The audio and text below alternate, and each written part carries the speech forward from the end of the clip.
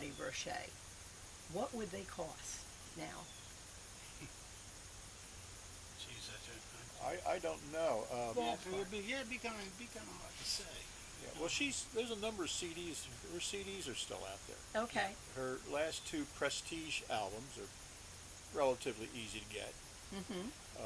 Her one for Bethlehem in '56, you can find that one. Okay. Uh, you can find a video of the movie Reveille with Beverly. That's possible. Um, as a matter of fact, yes, there is a new CD that had just come out. Has almost all of her stuff, including some things that she recorded with Ellington that were never released, Cool. and also the one record she made with the Savoy Sultans. If you just look up, Betty Roche on Amazon or whatever, Right. uh, you can find it. It's a double album. It has almost all of her stuff. There are two songs on there that are not there. Is that right? There are two songs that she recorded that are not there. Okay. One of which is super rare because it's not attributed to her. Our Delaware women are less visible, or there are actually less of them in the music world than the men. So anytime there's an opportunity to focus on one, I'd like to do that. Yeah, Yeah, so you can still get her music. Cool. yeah, and yeah, there hasn't been a lot of women doing music in Wilmington. Of course, there's Alfie Moss Oh, yeah, and absolutely. Kelly Vale, Hmm. and Kitty Mayo. Kitty Mayo, of Kitty course. Mayo. You can't forget Kitty. Lisa, Lisa Jack. Lisa Jack, thank you. Yeah, our wonderful Lisa Jack. Right. She's one of our inductees. Somewhere in between, there's we were talking about her on the way up because we were talking about her family. A gal named Marley Debrick, who did one record, 145. If you want to get the 45, it's $500. Whoa. But it's a great tune on the Fillet of Soul album or label. Um, let's see. Other gal singers. Well, the Do they Spidells spell? had Did they spell fillet of soul Filet? No, it was spelled like Philadelphia, Okay. PHIL, then LA, like Los Angeles of Soul, and then the label had like a fish like on a it. or fish on something. it. Yeah. Okay. Super. And yeah. Trying to think of some others. There are plenty of women floating around. There's the amazing female performer who had her own female band in Club Fred. Okay. Um, you know, there are some women, but they're not as many as men in the rock and roll and musical era. What other pictures do you have there? Just I just decided to pull some things. Just decided to pull something. Let's see. Let's see. Here's one of me. This was a road shot. I was on the road at this time. This was done at a place called the New Birth Club in Rochester, New York. Was No. that with the band Infinity or Oh with? no, this was long. No, this was with I was working with a group at that time called Universal Mind. Universal Mind was a singing group. They made a couple of records for Gene Red's label, Red Coach, and we had a 7-piece band. I played tenor sax, flute, and I did all the arrangements for the band.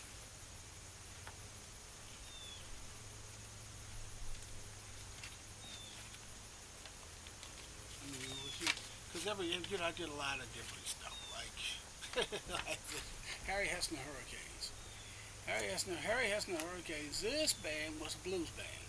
This was in the '90s. Oh wow. Yeah, this was it. This band was a blues band. We had a four-piece horn section. They said basically it was like a cross between Texas blues and Chicago blues with an uptown horn section. cause I did a lot of the arrangements for that band too. Now, which one are you in Well, the shot? that's that's me. That's me. With the Okay, hat on? with the hat on. Yeah, with the hat on. Yep, that's me. That's me. That is so cool. Yeah, we used to. Some of the best gigs that I remember that we did were up in Parsippany, New Jersey. We used to play this thing called the Lead East 50s Party and Car Show. And I mean, I've heard of that. That's a huge oh event. that's I mean, that is something else. I mean, it's like when you come, they used to do it at the Parsippany Hilton. And when you come off of the highway and you step onto the campus, I remember it was like 40 years just dropped off. You were back in the 50s, because you're walking around here and seeing people in poodle skirts and, people singing doo-wop records and all this kind of stuff. It was really amazing. That is so cool. We that had, we you had, a were lot, part we of had a it. lot of fun there. Doesn't it still go on? I think it does. I believe it does. Yeah, I think it does. I haven't been there. I haven't been there since 1997. We did it like 4 years in a row. I think '95 was probably the best. I even got a chance. We did a lot of original stuff, and one of the tunes we did was a thing I wrote called Last Minute Blues, which was always our we're getting ready to get off the stage tune, and that would be one that we'd be going on for like 14, 15 minutes. I recall when we did it up there, it got over so well that the director of the that Eastwood, was saying, we want to bring y'all want to bring them back next year, bring them back Saturday and Sunday. And everybody's going, yeah. And then because I got some of the chatter on the CD, and he said, and he goes on, he says, what a band. He said, I didn't want them to stop ever, especially that last tune they were playing. Oh man! And did you breathe on your knuckles and rub them on your shoulder for that one? That's pretty cool. Well, I tell you what really got me was the very next year when we went up there. And there were people hollering play Last Minute Blues in the audience. That's what freaked me out. Oh, that's serious applause. Right. That's absolutely wonderful. I'm impressed that you are an arranger. It seems like you've done arrangements, or maybe repaired arrangements as well, but done arrangements for so many different groups and situations. Talk a little bit about that. Just about every group I ever played in. I was like music director and arranger. In fact, back in the '60s in the R&B bands that we played, I think that was the thing that really made us stand out. That's the thing that made us different because I was writing charts for the band, and it gave us an edge. It gave us we were able to be a bit tighter than some of the other bands because most of it back in those days, learning new tunes was basically gathering around a record player and listening to a record and trying to pick everything out, and then sitting back arguing about this isn't right, that don't sound right, and everybody's like, well, okay, what is the right thing, and they're like, I don't know, but it don't sound right. So I just said, well, here, give me the record, let me wrestle with it for a bit. I'll come up with some charts, and I'll bring it to the rehearsal, and that's what I did. And I've been doing it now for a good 50 years or so. Wow. Wow, that's impressive. That takes serious musicianship. So how did you guys get involved in the association, the society? Sorry. Oh, Here, right here. Yeah. Well, D-Rock. yeah, right. Actually, it was started by Paula's husband. Back in, well, he brought the idea to me while you were living in Colorado, doing the Rock and Roll Hall of Fame, as it was called then. We don't call it that for legal reasons. And so George came to me basically and said, this is what I want to do, and I got recruited. I guess that's the word. Yes. And when they came back to Delaware, we, were in the process of becoming official, real, legally, and so we needed a board, and so they came to me and correct me if I'm wrong. They wanted me to see if I could find some people to be on the board, and so Larry and Kitty Mayo and I were doing radio, and we were really kind of working well together. So I said, well, how about Larry and Kitty? And so Larry and Kitty came onto the board, and we sort of met, and we were all simpatico, and that's basically it. I don't know if there's anything we can add to that. That's just about it. That's about it, yeah. Yeah. And We added Michael Schwartz, right. and we had a quorum. Right. So, and we're still growing. We're there's some changes going on, but I don't know. We'll get into the innards of all that. The one thing I will say about it is that it was an idea that before we did it, you wouldn't have been able to float that idea around. Most people would have said that it would never work. It won't get off the ground. Yeah, that's what most people would have said. It won't get off the ground, Because I remember some of us in the jazz world had tried to do Yeah. that. We tried to do it with the Delaware Jazz Alliance, and it didn't. And everybody wasn't on the same page, so that just fell flat. But this one, well, after the first induction ceremony went through, and it was a big success, I told George, I said, you did something that up until you did it was out of the realm of possibility. You wouldn't have been able to even think that something like that could happen, and it did. And it went over. It was a big success. And it depended on a whole lot of people, Mm-hmm. supporting it. We've had amazing support. It's not just George and I, or just George and I and Steve, or just George and I and Stephen and Larry. It's everybody, and we're grateful for all the volunteers. Everybody wants to share their memories. So, very cool. What's the oldest record you have there, or the rarest record in your stack? Well, let's see. Let's see. I'm going to do the same. Okay. All right. Well, when I was taking a couple minutes to research, I discovered there's a lot of very impressive Larry Williams in the music world. Not only you, anytime a jazz event happens, you're in the top 5 people.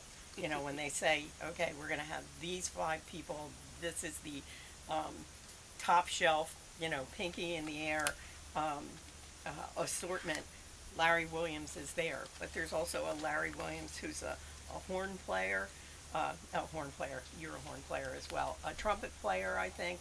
There's Larry Williams with some great hair, who did Boney Maroney and, some of those songs. He's a singer. It's crazy. So you got a musical name. Well, here's a little interesting thing. When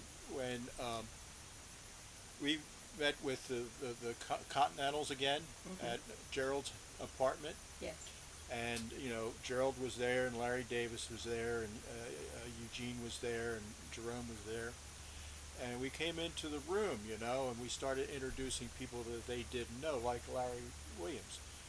I said, well, here's Larry. This is Larry Williams, and all of a sudden, the Continentals started break out and said, I got a girl named Bonnie, and I actually had a chance to sing a bar with the Continentals, very informally. We didn't get that on tape, I don't think. But Yeah, it's a funny thing. yeah. That label, Specialty Records, is one of my favorites. It's one of my favorite labels, and I always thought it would be cool to see my name spinning around on a 78. And thanks to my namesake, I got my wish. Talk about, well, let's see. This is something I just pulled out. This is really quite old. This has got to be from around, I guess, around 1920, 21, by a gentleman by the name of Bert Williams. Bert Williams was an African-American singer and comedian from the very early years of the 20th century. He was actually the first black superstar, Mm-hmm. if you use those terms. He's very big. Mm-hmm. And the interesting story about Bert Williams is that he actually died on stage. Whoa. And when he died on stage, members of the audience wanted their money back. Really? Really, he was sort of light skinned, and he actually did blacken up to perform. But he was funny, um, great performer, and to have a 78 of Burt Williams. Maurice tells me this story that he had a complete collection of Burt Williams on 78, Wow. and someone threw them out. It happens a lot. Yeah, it does. It does. It does. People throw records out all the time. Yeah, usually grandchildren. Sure. You know, oh, these old records. And of course, if you happen to be in the right place at the right time, you can rescue a few. Because I remember one time when I was in the 10th grade, I was coming into Bennett Street because I always used to stop by John Bell's house and we would go walk to school together. Well, coming into the block, I remember seeing this pile of what I thought were black dishes, you know, until I got up on them and I see this Prestige record label staring at me, and it's like, wait a minute, these are 78s. So I ran down to John's house. I said, man, there's a bunch of records up the street. I want to bring them down to your basement and let them stay here until after school, you know, and so we did. I must have took about 80, 85, 78s home. Nice. And speaking of, well, here's another really old one. You know, you can barely see what's on it. and the color, by the way, and just the color alone is something. Actually, this is Cab Calloway.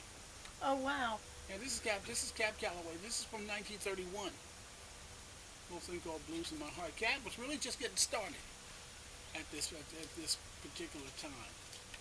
His sister Blanche was already in the music business. Blanche Calloway had been a band leader and had made records in 1928, 1929 before he got started. Of course, Cab had a long career in the music business, and he lived here. The last years of his life, he lived in Hockessin.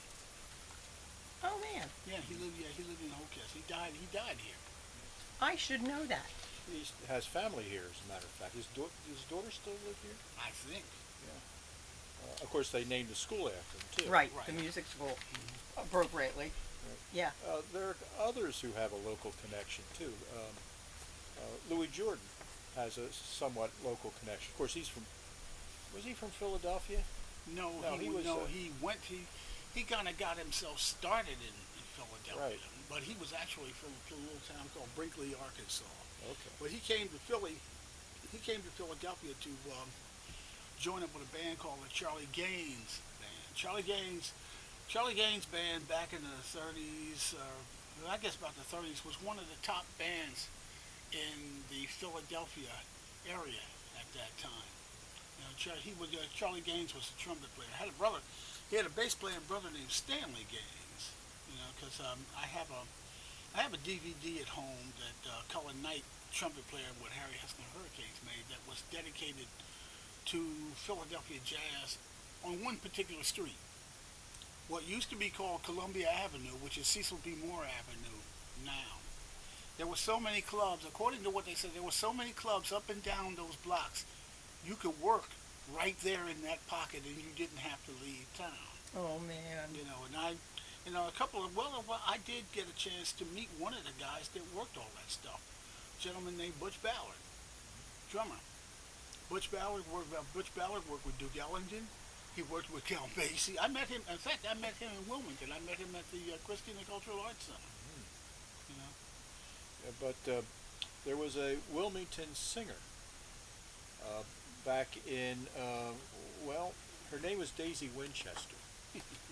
And she had we can show you Daisy Winchester. yeah. Well, we can show you her. okay. While he's fishing that out, Daisy Winchester had a club down on Clun Street, which is a street in Wilmington that doesn't exist anymore. Okay. It was the top picture. Daisy's on the right. She's working with a band called the Deuces of Rhythm, which was Bud Lowry and Boise Lowry. Yeah. Bud and Boise. the guys on the bottom, the guys on the bottom of this thing is the first edition of the Boise Lowry Alumni Big Band. Whoa. Yeah, that was our first edition when we well, actually this program was something that we were doing as a tribute to Boise, and Vernon James got us together to do that, and because let me see the place. Which one are you in that picture? I want to make sure we. Okay, I'm fourth from the left. Fourth from the left.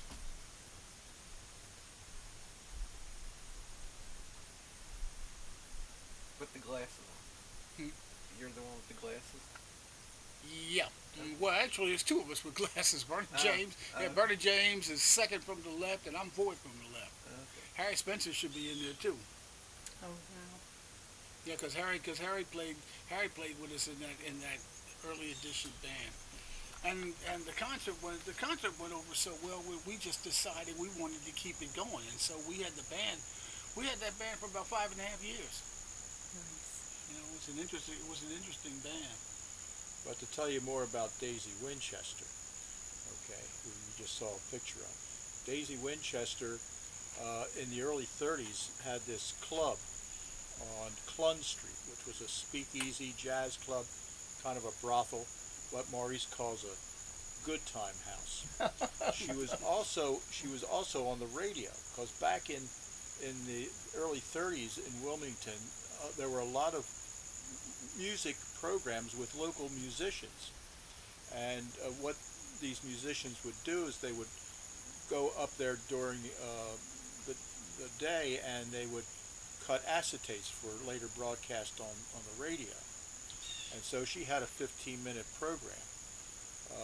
Right next to a program by a singer by the name of Crash Payton, who is a very interesting character if you want me to get into him. But staying with Daisy Winchester, she had this club on Clun Street. And then later, as you saw in the picture, sang with the Deuces of Rhythm. But in early 1940, and here's the Louis Jordan connection, she recorded one song with Louis Jordan, and was it the Timpani Five at that point? I think it was. Mm-hmm. Yeah, In 1940, she was actually the first Wilmington jazz artist to actually be on a record, which you can still find today.